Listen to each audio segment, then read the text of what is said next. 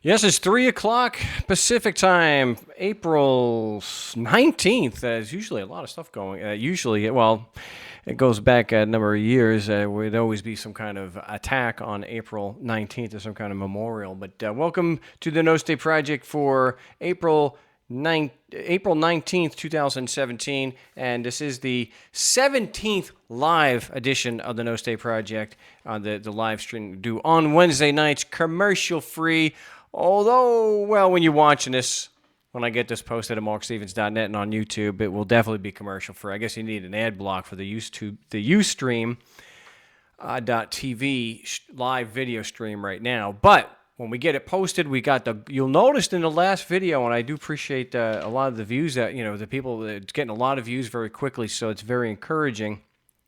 Last week's show, episode 16, regarding sacred cows and court procedure, but that we get the better audio and we get the better video. So just an easy way to get the transmission so we could do a live broadcast where we have this crappy, choppy video. But tomorrow, the higher quality video with the HD and the much higher quality audio will be published at markstevens.net, so check that out. Got a couple things I want to get to before we get to calls, but if you want to join me on the big show today, it's 218-632-9399, 218-632-9399. If you want to join me on Skype, that's great, but instant message me first. Don't just call into the live broadcast. Instant message me first. Let me just get into this. I found this today. This is not new. It was posted today, and I'll get this posted in the show notes below. When we post this, and it'll be on the article from markstevens.net. In fact, the only reason why I found this is because I am a son of New Zealand. No, what the hell am I doing?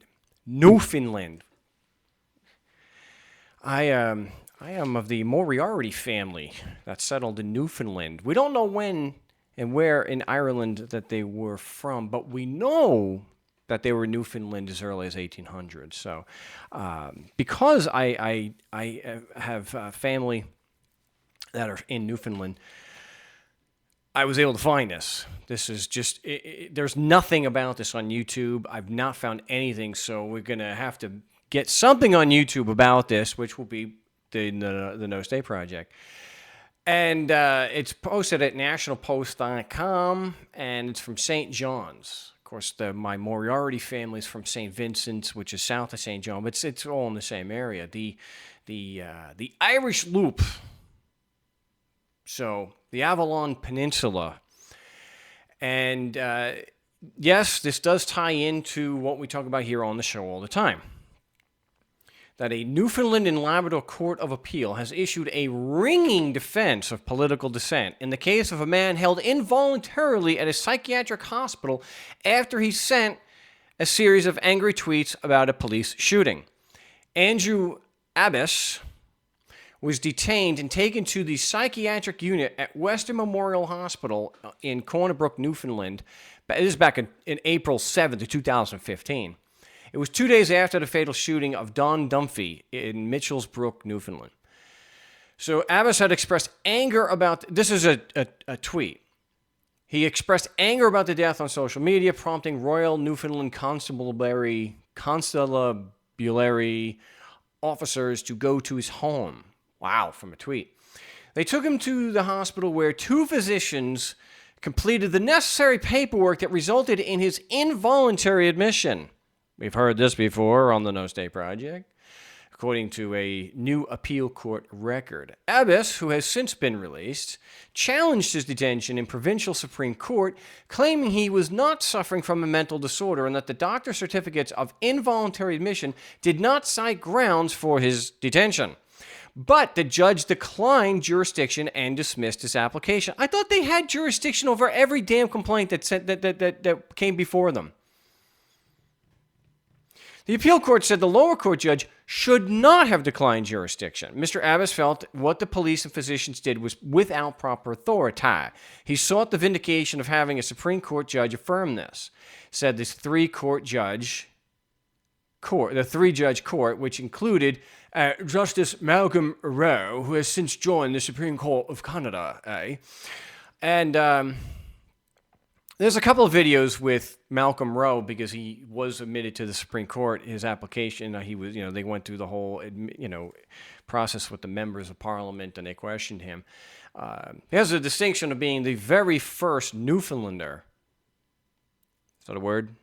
Someone from Newfoundland to be on the Supreme Court. So what he says here in his stinging defense of political dissent, as they put it, the courts must always be there for the vindication of the citizen. Let's just get through it, not dissect it yet. The courts must always be there for the vindication of the citizen and what he or she views as the wrongful exercise of authority. Mr. Abbas was denied his day in court. He should have had it. In its ruling, the appeal court said that the first psychiatric assessment of Abbas took 19 minutes. But hey, you can tell a lot from a tweet in 19 minutes. 19 minutes before a doctor certified a certificate of involuntary admission. The certificate noted that the patient showed signs, quote, consistent with paranoia, end quote, and said he needed observation and assessment. The second certificate was completed 5 minutes later and noted Abbas had expressed anger about the shooting.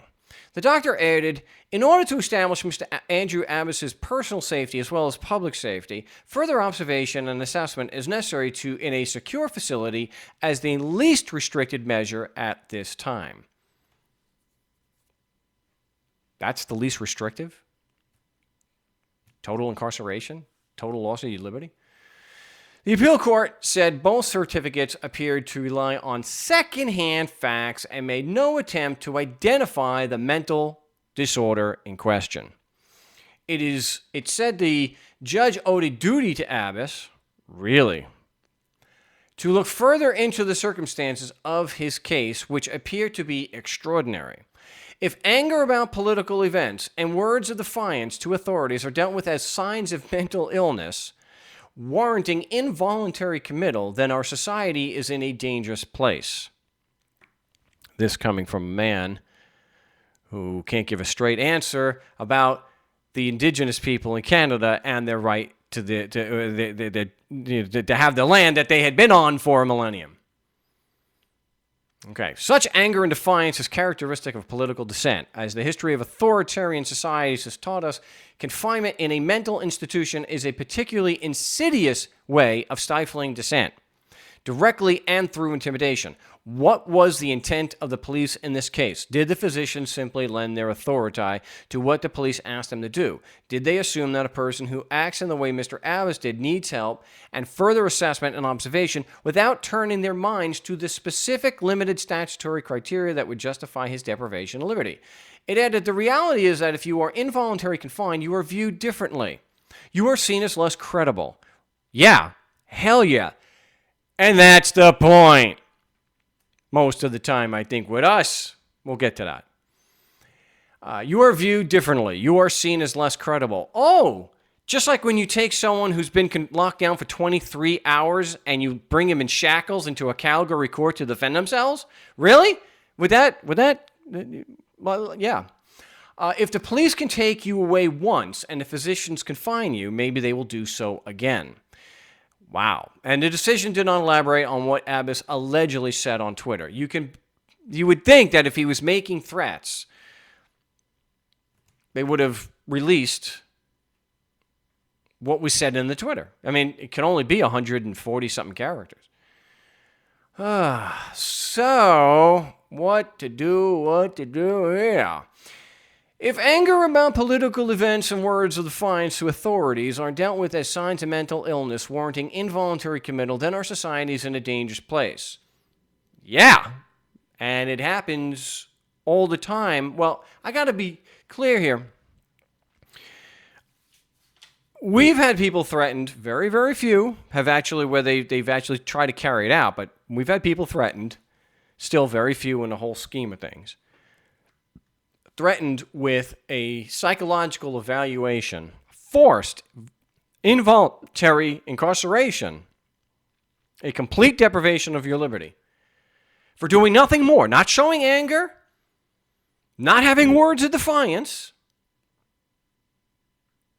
having this audacity to question the orthodoxy. Because I would like to know if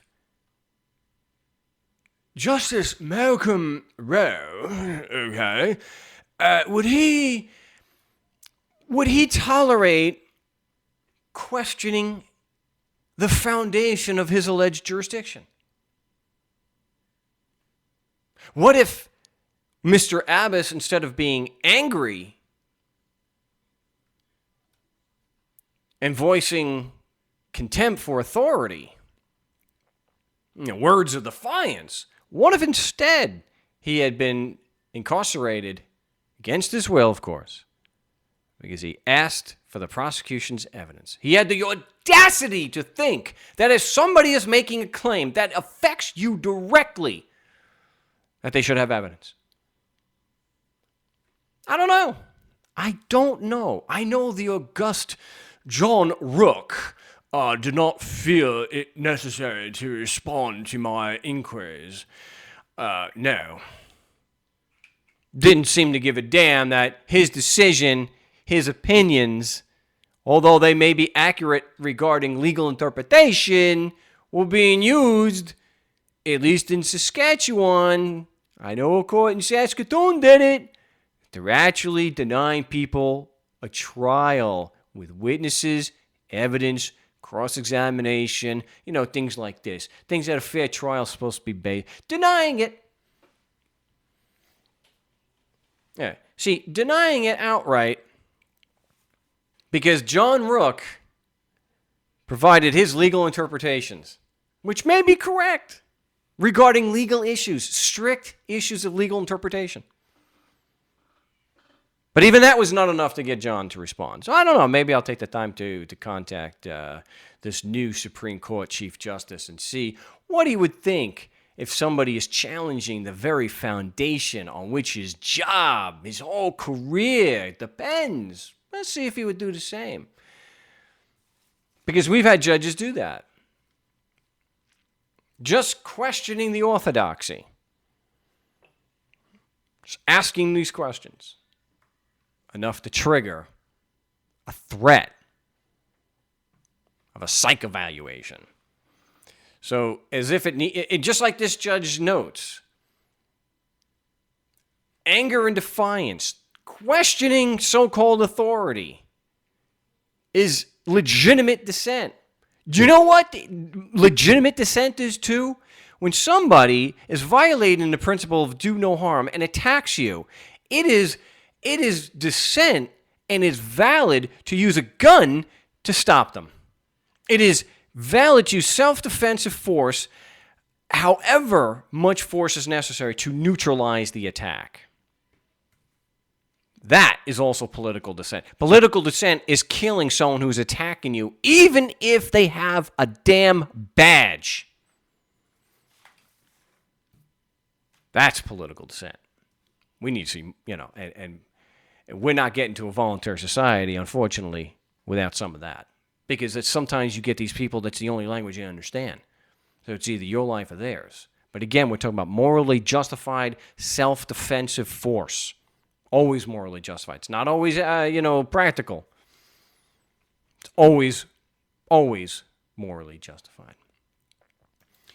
And before I get to calls, the number is 218-632-9399. Maybe we'll have another show like the last time. You're welcome to join the show. Just 218-632-9399. And the passcode is 2020. But you should get that. 2020 and a hashtag. And then there is also that there Skype, which I will bring you up on. So, a lot of people have been asking again about leading questions. And apparently, some of us see more value in leading questions than others. I think that leading questions are absolutely invaluable and should be 99% of all of your questions on cross-examination. When you're speaking to bureaucrats, when you're asking questions, and you're trying to bring out that they don't know what the hell they're talking about. They have absolutely no evidence whatsoever. All they have is a gun and a willingness to use it. You should be treating your conversations with them as a cross-examination.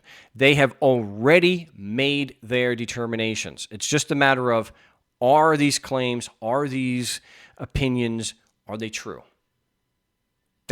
So we're asking leading questions. So let's just go through that again. And any attorney worth his salt, anybody who's been to a decent law school will tell you, if you want to improve and be your cross-examination today, if you want to be a better cross-examiner, every single question should be a leading question. Every single tattoo that. Right, just like memento. Every question should be a leading question. You are dictating the conversation.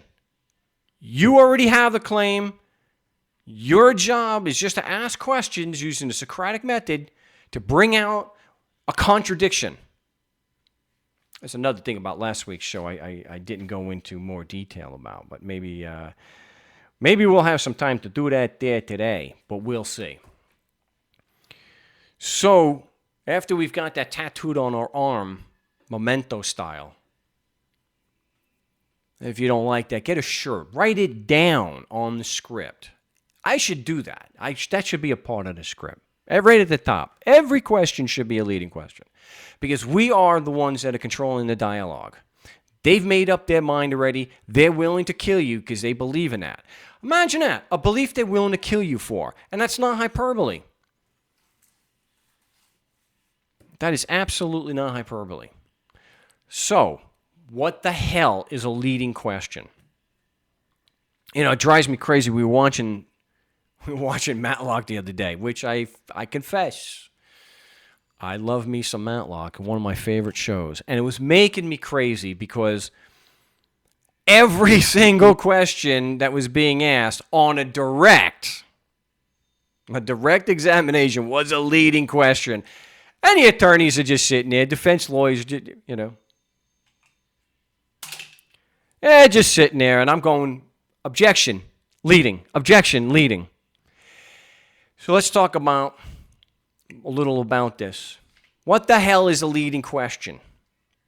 A leading question is basically a yes or no question. The information that you're trying to elicit is already in the question because we are directing the cross-examination. The focus is going to be on what we want. We have something to prove. It's not on the damn witness. So don't let them do that. So a leading question, and I'm going to be repeating myself, but it keeps coming up. It's very important. We need to be home run hitters when it comes to cross-examination, being able to question these people effectively. And it doesn't matter if we're in or out of court. If you are at a public meeting, like what do you call that? A city council meeting. We want to ask leading questions. At least as many as possible should be leading questions. So the information we're trying to elicit is already in there. A non-leading question, the information has to be supplied by the witness. It's not in the question. So let's go through a typical one that I like to use. A non-leading question is, what did you do after you stopped your car? They have to fill in the detail. Well, I got out. What did you do after you got out? I walked up to Patty's house. And what did you do when you get to the door? So the witness has to supply the information. It's not in the question. A leading question would be, after you got to Patty's house and you got up to the door, did you knock on it? So the information is being provided in the question that they can just say yes or no to. That is not permitted on a direct examination. There's limited circumstances. I guess they say if you have a hostile witness, you can start asking. That's why you'll see in TV shows, they'll say, Your Honor, permission to treat is hostile. Then they can ask leading questions. Typically, not allowed. Do not allow a prosecutor to get away with the leading question when they're doing a direct examination. On direct examination, non-leading questions only. If they start asking leading questions, objection, leading. That's all you got to say. Cross-examination, only leading questions. Again, we're going to have that tattooed. Only leading questions. On the night in question, did you determine on your own that just because you saw me in Phoenix, that the Constitution and Code applied to me? That's what he did. We're supplying the information. It requires a yes or no answer. So you go through my script, you'll see almost every single one of them is a yes or no question. And then it's more of, well, we just have to decide what we're going to do with that. Well, what if he says to our leading question, no, I didn't decide all on my own. And the follow-up question is, did your sergeant help you? Again, a leading question. We want to know who did it. There's not too many people who, did your wife help you? Oh, you didn't. Did your child help you? No. Okay. Did your best friend help you? No. Did your partner help you? Did your captain? Did a law school professor? Did you call you get the point? Every question should be a leading question. So if there's any other questions about that and you want to ask me a leading question, you can do so by calling 218-632-9399, 218-632-9399. We do have calls. We have Dale from Indiana. We haven't heard from him in a while. Dale, welcome back to the big show. Hello, Mark. How you doing? Can you hear me okay? I can hear you great. Awesome. I'm using my wireless headset, so I'm hoping it's working out good. Yeah. So my question is you were saying with the leading questions, the point of the leading questions is that to have them being the police officer, whoever it is that you're questioning, is that the premise of the leading questions is that to have them admit something that they may not necessarily want to admit, or are you using it to just kind of I'm trying to think of a word. I guess that was it. Yeah. Are you just trying? I mean, the whole premise of the leading questions is to get them to get to a point to where they trap themselves, or I mean, how would you keep rolling with that? Well, my point by asking the leading questions is to lead them to where I want them to go, which is to get them into a corner where they're going to either admit they have no evidence, or they will contradict themselves and I'll have to go back. So keep in mind, too, if you can get the police officer to contradict himself a bunch of times, you can have him impeached as a witness and disqualify him as a witness for inconsistent statements. We don't usually have to do that because the prosecution will impeach them anyway. We don't get to cross-examine them that long. Anyway, if you're asking good leading questions and you're following the script, you're not going to be doing a cross-examination long anyway.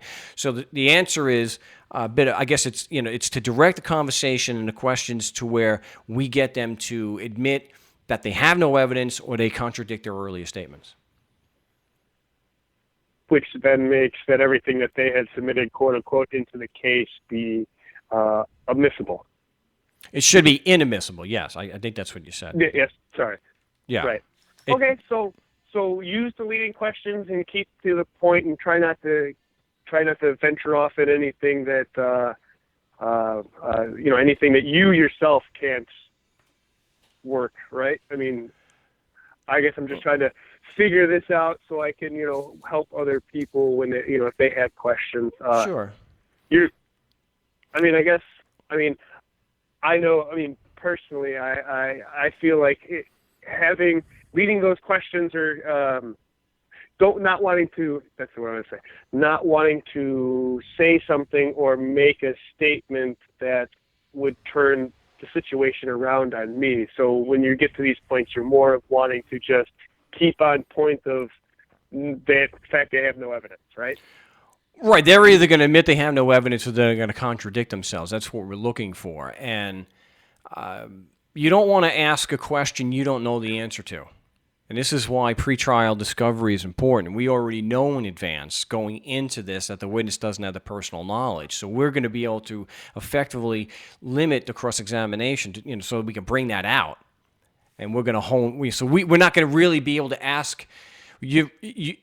It's going to be very difficult, and that's knowing what we know and having the pretrial disclosure and having things like the prosecutor maybe say we don't have to prove that, or they just keep repeating their argument, and they never address whether the witness has personal first-hand knowledge. And maybe they say the witness has personal first-hand knowledge, but they can't produce any actual evidence on direct examination to bring that out. So it's going to be very difficult to, if we're focused on that, to be asking a question that we're not going to know the answer to. And I'll throw this out there, though, Dale.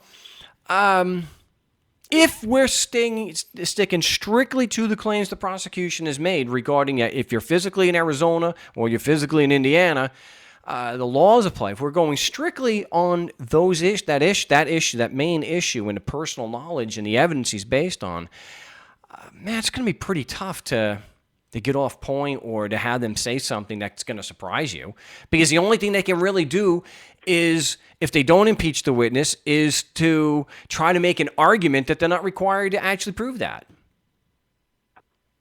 That's the, that's why we do the role playing. And when we do I've done enough times that there really isn't anything that they can say that should surprise you.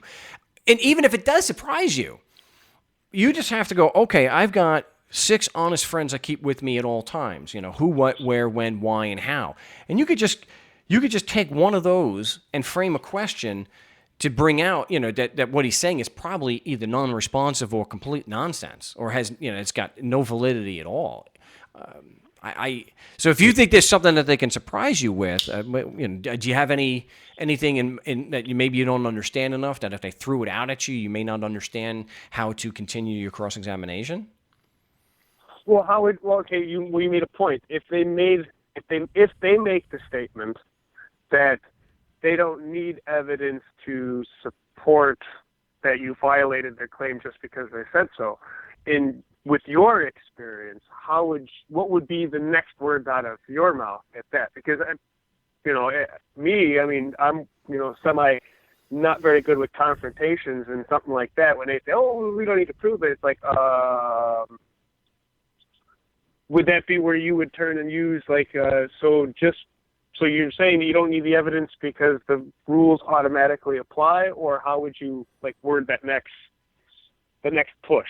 I think what I would say now, if I'm in a cross-examination, if it's on an objection, I'd handle it a little different. I would ask, let me see if I understand correctly. You're saying that the prosecution and the police can argue and make claims against me without any evidence at all.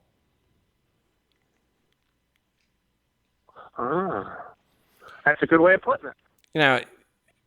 People will criticize that, and because my next move is, well, aren't you allowing him and this witness to argue and make claims against me that go to essential elements of the crime? And they don't want to admit that, especially when they are attacking you on a mala prohibita. Let's say it's tax evasion, right? Okay. Tax evasion, like I wrote in Adventures in Legal Land, the act of tax evasion is making money or being given money and putting it in your pocket. Okay, that's tax evasion, okay. Right? Those are the facts of tax evasion. You made money and you didn't give it to the thieves in Washington, D.C. or in Phoenix or wherever, right? Isn't that so? It's only a crime by virtue of the code. So the idea that the act in question is only a crime by virtue of the code, that the code itself is not an essential element, defies all description. That's why I asked them. Again, you're asking just questions. Could you look? I'm a little dumbfounded here, sir. Could you please explain how the prosecution intends on proving the laws apply to me? I'm sorry. Can you please explain to me how they intend to prove I violated the code if they can't prove it applies in the first place? Hammer. Because what it comes down to is when they say we don't have to, but you can if you had to, right? Ask them that. Sure. If you had to prove it applied, you could. So let's just say we're not in court and you don't have some scumbag in a black robe allowing you to argue without evidence. Could you? And if you could, what evidence, if any, would you use? See, all we're doing, again, is bringing up the double standard. Because another question you can ask them, if they say he doesn't have to prove that, oh, objection, let me see if I understand correctly. He can argue without evidence. Can I? What do you think they're going to say to that? No. Hell You're going to laugh. no. It's got to be a superlative on that. Hell no. They are not.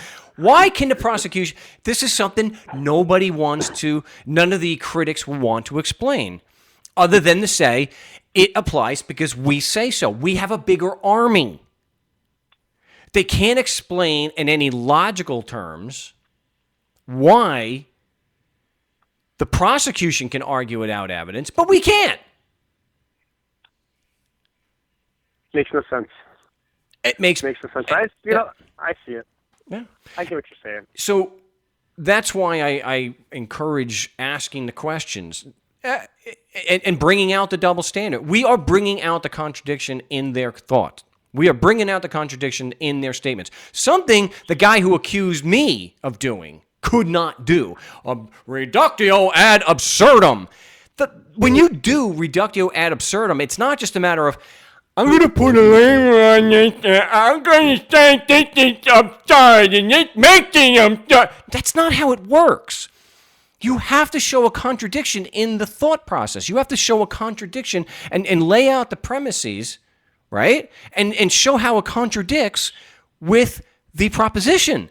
That's how reductio absurdum works. It's to take the opposite of what someone says and then try to show a contradiction to it. It's not just labeling something ridiculous. And I was able to show the contradiction in their thought by saying the ends don't justify the means, right? I do that all the time. I actually show a contradiction between, in the premises and the proposition.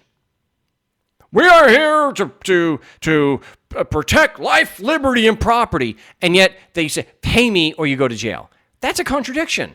But why doesn't somebody try to address why that's not a contradiction? Well, Mark, you're not doing a reductio absurdum right. You have to show a contradiction, and that's not. I can accept criticism like that. At least you're using your head. Show me the contradiction in what I'm saying. Show me the contradiction. And saying that just because you put someone in prison is not showing a contradiction. You're just saying that they're violent psychopaths. That's not showing a contradiction in my thought process. It's not showing a contradiction in my argument. So then I guess now I'm left with kind of two questions that kind of come to mind. One would be, in your opinion, with your experience, would you think it'd behoove somebody to learn the particular... I'm sorry, I hit the wrong button. So repeat that? Would you think it would behoove somebody who's going into these court cases to learn the Latin terminology, or just a certain specific set of them? Well, I don't know if anyone in court is actually going to use the Latin for, reductio ad absurdum, because I've heard such criticism before that you can't take high school logic principles into court. There's legal logic. But the legal term, as far as the basic legal terms that are used, that are framed in Latin, I think we should know those. Somebody may pull something out of thin air just to try to trick you because you're not versed in it, and he may spew out a Latin phrase that you're not familiar with. You could always just say, objection, what the hell does that mean? So, okay. and I recommend doing that basic question for whatever they may say. It's like when they say, dude, you are in the state. Hold on a second. What are you trying to convey to me when you use the word state? I'm just trying to figure out if you're equivocating here. Are you trying to say that the ground is the state? So you definitely should learn the Latin phrases. I recommend it. We have on the markstevens.net, if you go to the wiki page, I believe there's a page with a lot of the Latin phrases. They don't use too much, because I mentioned on a recent broadcast, my opinion is they don't use Latin much anymore because it's a dead language, and so they can't wordsmith as much. But I would learn like pro per is propria persona. Habeas corpus means bring the body, kind of. And here's probably the most important Latin phrase used in law. Okay, necessitas non habet legem. Necessity has no law. So as long as they deem it necessary, they'll do whatever the hell they want. But I think you said you had 2 questions, so is there another one? And then I guess now, I just so we can brag about it. The same argument that we're discussing here and how to reflect to prove themselves to not have the evidence. It works in 90% of the cases, like it works for tax evasion as it does for tickets, as it does for drug charges, right? Yeah. Okay. I just wanted to brag about it. I mean, I assumed, and love you, Mark. Hey, I appreciate the call. Be good. Dale in Indiana. Yeah, I appreciate. Yeah, we had a lot of good points there. So definitely keep listening and call in again. It's definitely worth our time to learn a lot of the language that these people are using. Necessitas non habet legem. Yeah, and then there's the other one, vox et praeterea nihil. Voice and nothing more.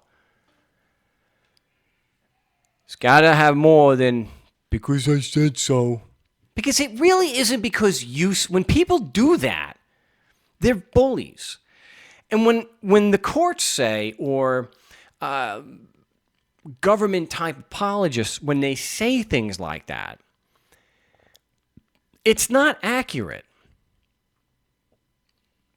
When a government agent says, it's because I say so,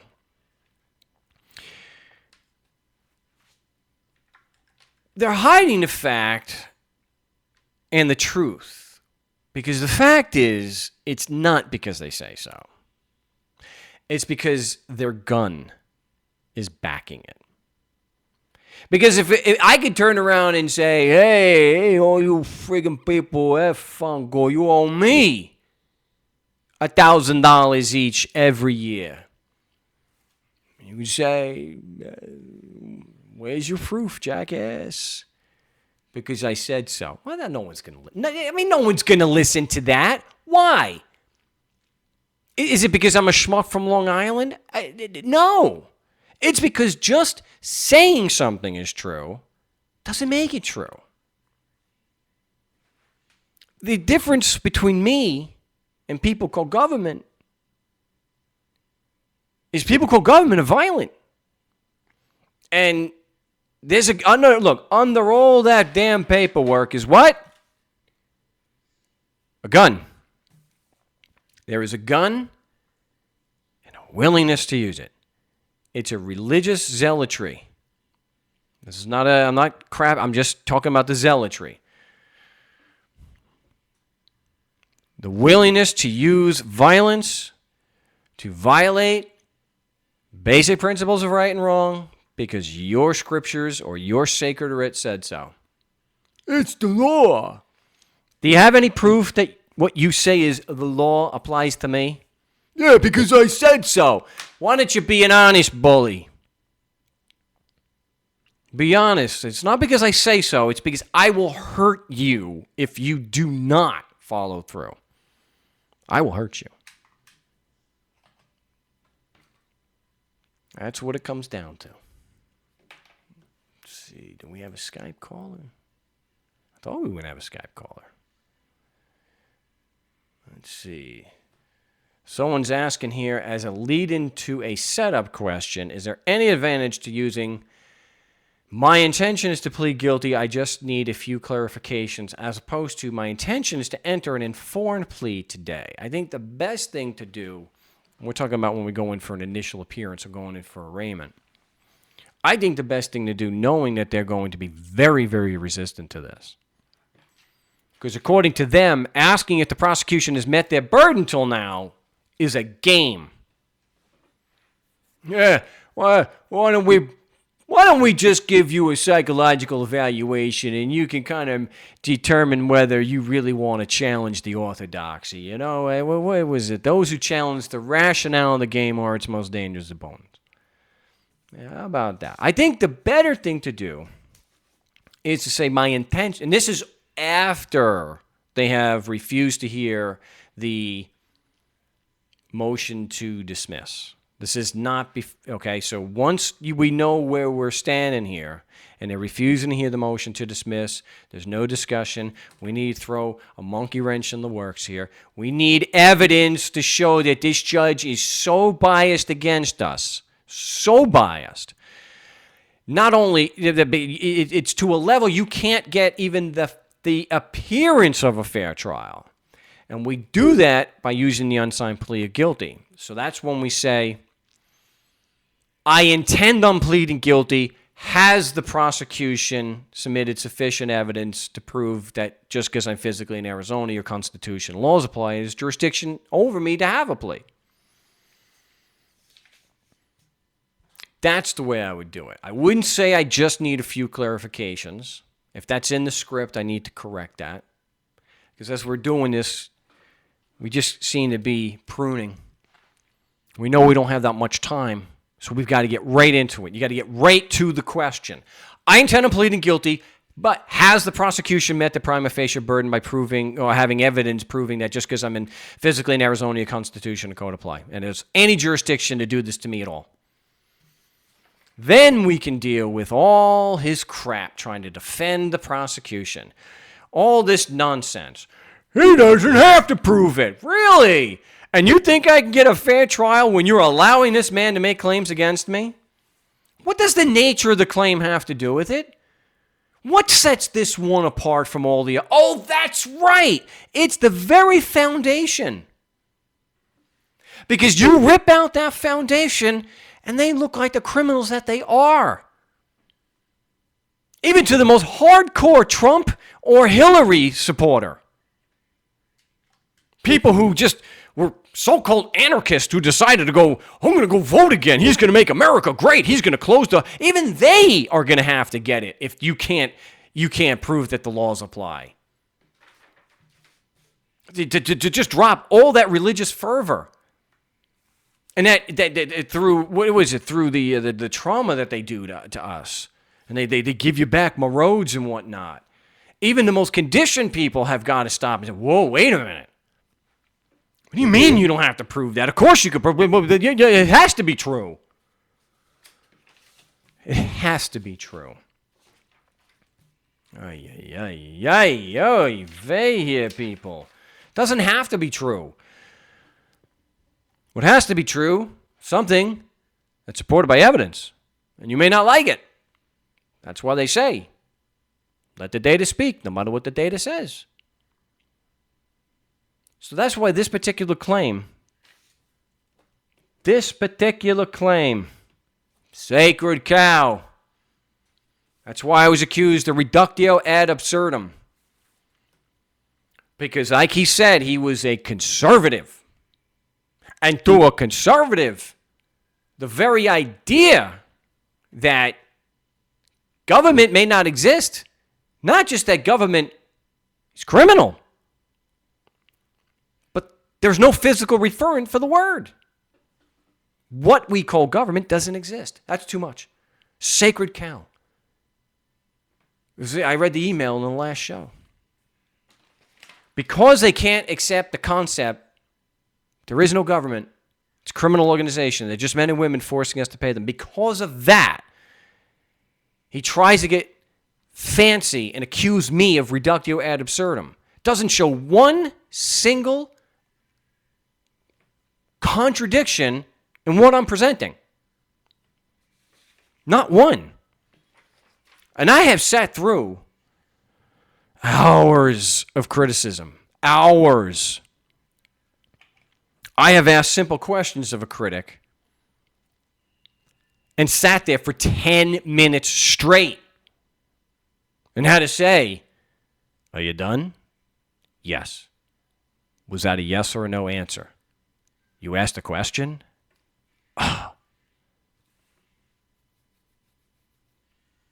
You have to show the contradiction. And that's why when we go in, we could be so confident we're not going to get an answer to a question we can't handle. Most of the questions we're going to know the answer to. Because we know that there is a contradiction. They are men and women forcing us to pay them, claiming that they are protecting life, liberty, and property, claiming we are citizens, claiming that they have a duty of that we have a duty of allegiance in return for their duty of protection, that they're reciprocal obligations. But you see, those things contradict. That's why we can be confident going in. They can't possibly show any evidence that their laws apply. It's not possible.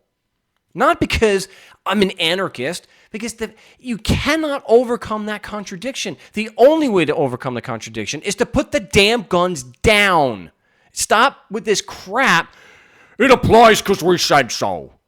Start being a damn adult for the first time in your life.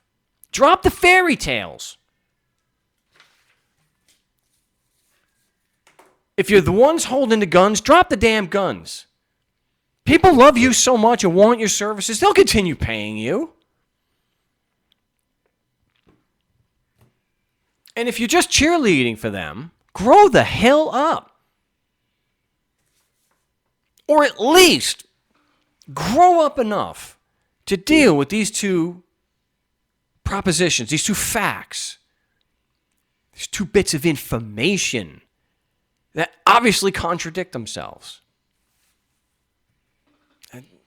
Because if you can't do that, if you can't show a contradiction, you're not showing a flaw in the logic, and you're not, you're certainly not able to show that I got the facts wrong. So if the facts are not wrong, and all my logic follows, there isn't a flaw in the logic, you got a real problem if you're cheerleading for that, because you're cheerleading for an obvious contradiction.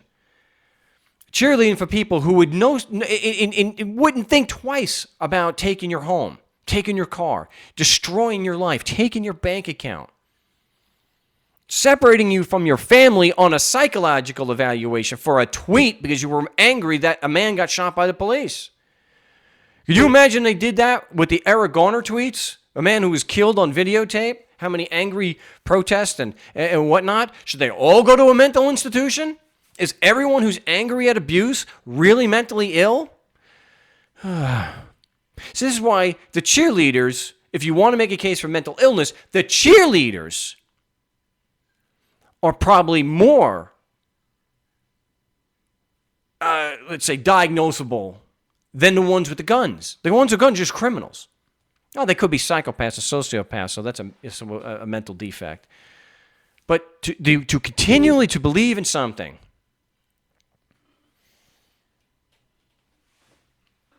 that is demonstrably false, that's a problem. It may not be a mental illness, but you're not doing yourself or anybody else any favors.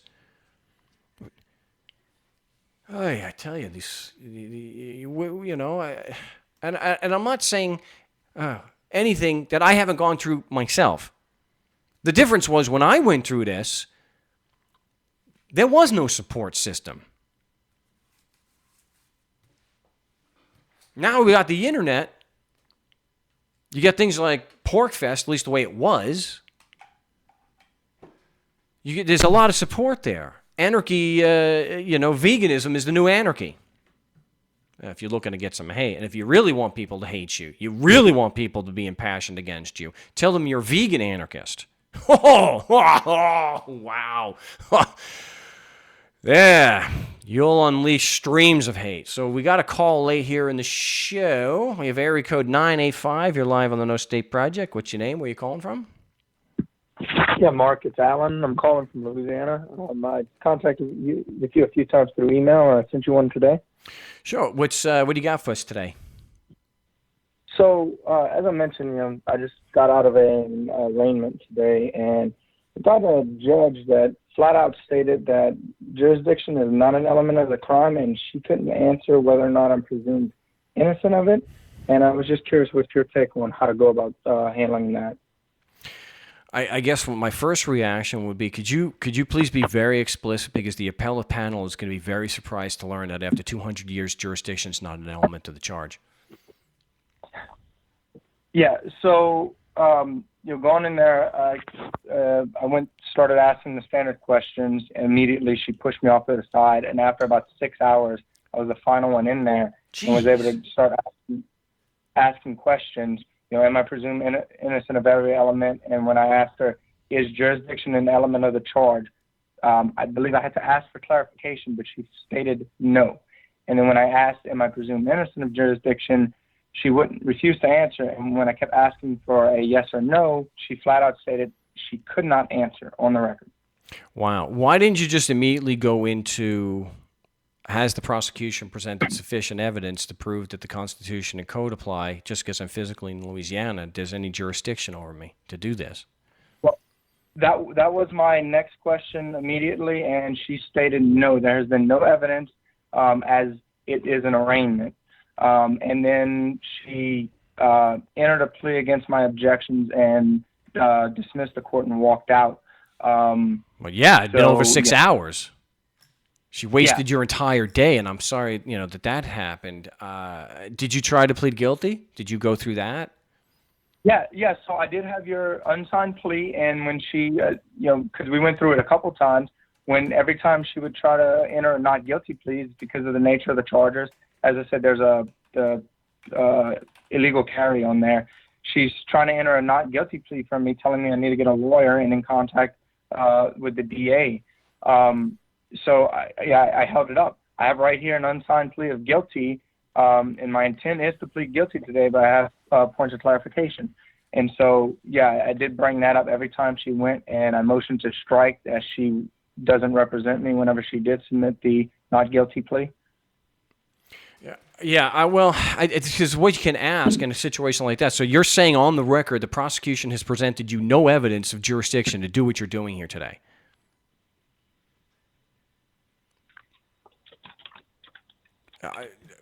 Because if there's no evidence of jurisdiction, why am I here?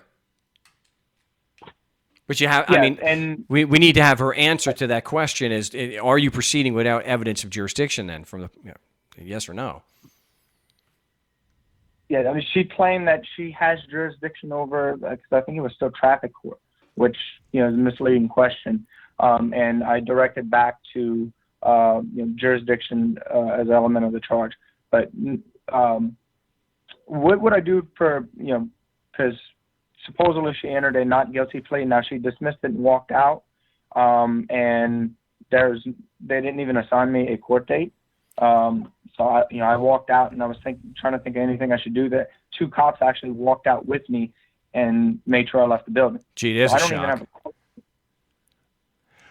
What I would do is I would file to strike the plea and have the judge changed, because they're obviously so biased against you that they're going to assume jurisdiction, admittedly without any evidence. Just use her statement in there, and she's going to enter a plea over your objection when you're trying to plead guilty. Why? She can only plead, again, for everyone, judges have 2 situations where they can enter a plea over your objection. If you're refusing to plea, which is why I say you don't ever say I'm not prepared to plea. It's always I intend on pleading guilty. And 2, if they can't ascertain the plea. So that's why we know, like you did, you had it in writing. There's no ifs, ands, and buts. You are intending to plead guilty, and they're lying to say that you were refusing to plea, because even though she didn't come out and say you're refusing to plea, it's implied in the fact that she did plea for you. She has to, because the prosecution will have to if they contest it, would have to allege that you were refusing to plea, and that's just not true. The plea of guilty is pretty hardcore evidence showing that you weren't refusing to plea. Okay, yeah, and that was on my list, and I'll have to look at preparing those to submit in. I have kind of 2 other questions on it. One, there may not be quick. This same judge, and actually the clerk of court here told me this when I submitted it, your motion to dismiss for lack of jurisdiction, I got both of them stated that there is no order in the motion so they can't do anything with it. Have you come across that before? Well, they can enter an order. Yeah, a lot of places don't use a proposed order, but I do have a proposed order that's it's the last page of every motion template that I have. And usually we just have people delete that. For some reason, people will edit the first caption right, but not copy and paste that same caption into the last page where, so if your files came without a proposed order, that's odd. But it doesn't, just because you don't have a proposed order doesn't mean that they can't still make a ruling.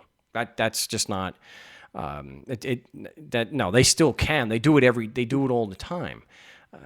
And that was my thought on it, that, it's clear that, the intent, either agree with it or don't agree with it and dismiss it. But yeah, it doesn't look like my packet came with the order. And I mean, I can just write out a quick order, motion to dismiss for lack of jurisdiction.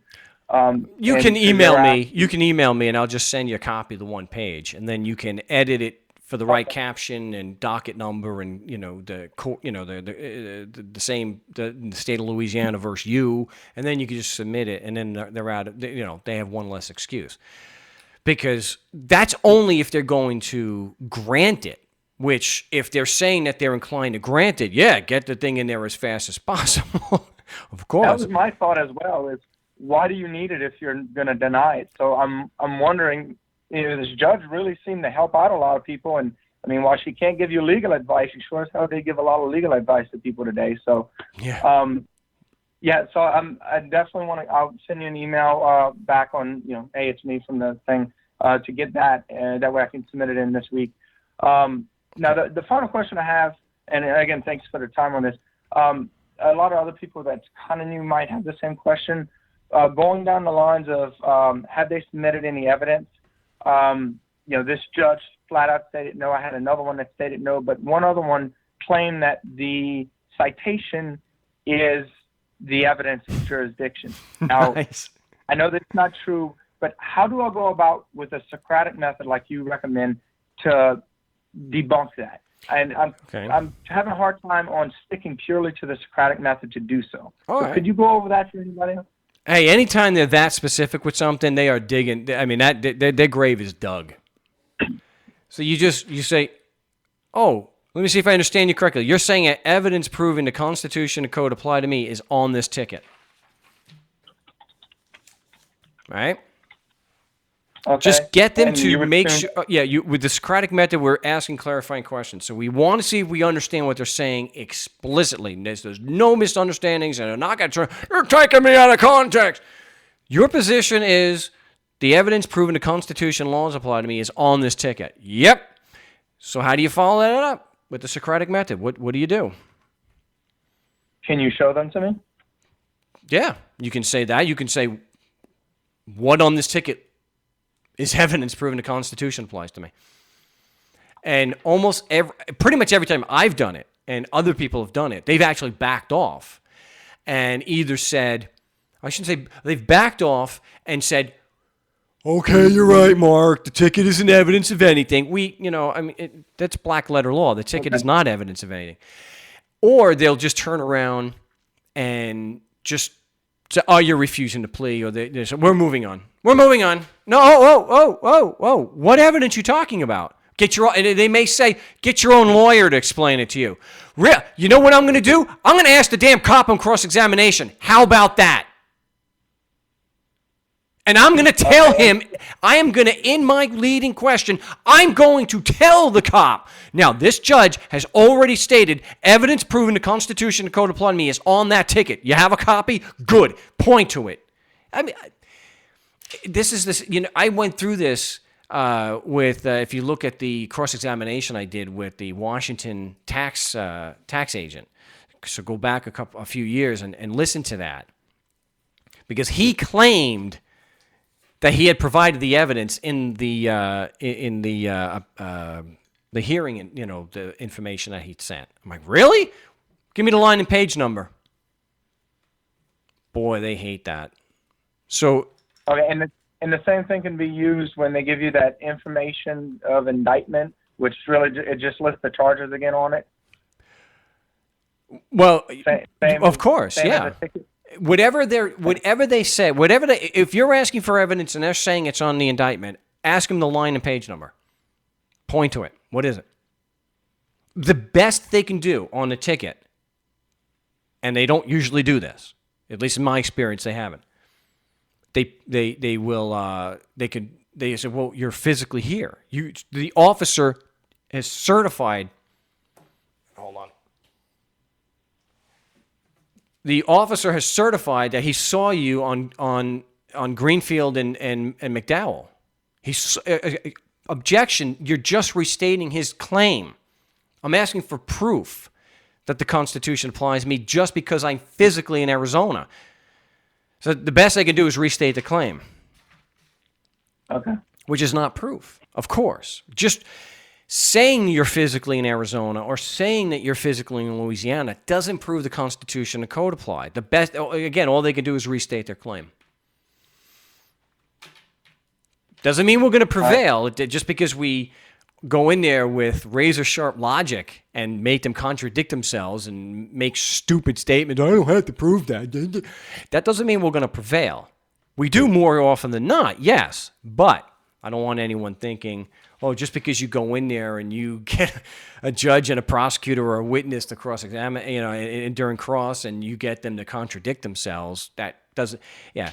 It would be nice because we'd have almost 100% track record when things went to trial because it's so easy to get them to impeach their own witness. But this is what we do. These are how we. So to get back, because we're a bit over time here. Did I answer the question well enough? Yeah, I think it's well enough. I need practice with doing some trial runs, but that answered my critical questions I had. So thank you for the time. Oh, you're welcome. And another thing, real quick, is when they say that the driver's license is the evidence proving the Constitution and code apply, and you apply the same technique, you're going to ask them a clarification, objection. Is it really your position that the driver's license is proof the Constitution applies to me? Yep. And then you just ask them, how so? How does the driver's license prove the Constitution applies to me? They do the same thing with tax returns. It doesn't matter because there's no way in the world anything that they've had us do on a threat, duress, and coercion is proof that a written instrument from 200 years ago applies to us now. So, all right? Of course, a man with a badge and a gun pointed at you and said, do as you're told or you'll be arrested, somehow isn't coercion according to some of these courts. Yes, and of course you bring out the double standard. Well, if I use the gun to get you to do things that I want done, would that be considered coercion? Oh, it would. It would. Okay. So could you explain how it's not coercion when you do it? Of course they can't. I had a tax attorney in California, Sacramento, tell me, Mark, it's not threat, duress, and coercion when we, the government, do it. You got it. Well, you shut me down with that. I don't. What do you say to that? Try that in my home and find out. Well, hey, I appreciate the call. We've got to wrap up, but send me an email and I will shoot you a copy of the proposed order, okay? All right. I appreciate it. Alan in Louisiana there, appreciate the call. Yeah, we did cover a lot of ground today. Not a lot of calls, but a lot of good material. I want to keep urging role play. Go through the Socratic method. I don't care what anyone says. If someone on the chat tells you leading questions are not that important or it's not that important to them, all they're saying, one, it's not how you effectively cross-examine somebody. It's a lack of an understanding of the Socratic method. The Socratic method is basically a way to cross-examine somebody. I don't think the two could be separated. If you want to be a good cross-examiner, you damn well better employ the Socratic method, and you have to ask leading questions to bring out the contradictions in the accuser's accusations. And so far, here on the No State Project, nobody has ever, and dissent is welcome. And if you're going to set up an open debate, you got to do it Monday through Saturday. I don't work on Sundays. It's family day. It's the only time that I have off from all this stuff. So if you're interested in doing that, I'm happy. Monday through Saturday, no problem. Just don't schedule during a live broadcast. Well, I guess I could still broadcast that live, which would be fun too. So dissent is welcome, but if you're going to say that my logic is wrong, you're going to have to show a contradiction. If you're going to say my facts are wrong, you're going to have to demonstrate where the facts are wrong. Just saying your facts are wrong, especially when they're so easily provable here that, hey, they're just men and women forcing us to pay them. Yeah, you give me some evidence. Show me where it's voluntary. And I don't mean some twisted reading of the tax code. In practical terms and in their code, taxation, coerced. That's why we have a prison system, so it's not voluntary. Appreciate everyone tuning in today. We'll get this posted as soon as possible. It won't be today because in our HD, it will be posted tomorrow. But this has been the live edition of the No State Project for Wednesday, April 19th. This is episode 17. We will be live on the No State Project for 3 hours again on Saturday on LRN.FM for April 22nd. And till then, salud.